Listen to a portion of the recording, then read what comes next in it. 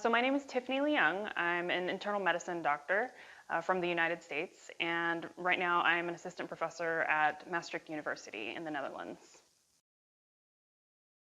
So I actually moved here about 2.5 years ago almost, and my second month living in the Netherlands, I came to CERAN so that I could learn Dutch. My goal is to learn Dutch fluently enough so that way I can get my medical license and practice medicine again in the Netherlands.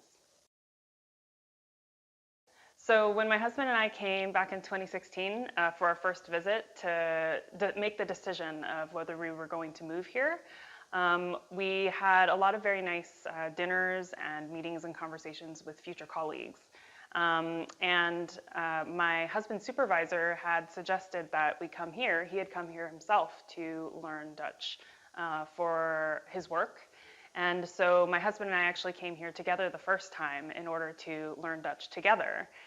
For both of us, Dutch is a completely new language. My husband has a little bit of background with German, but for me, I came in with absolutely no knowledge of what the language would be like.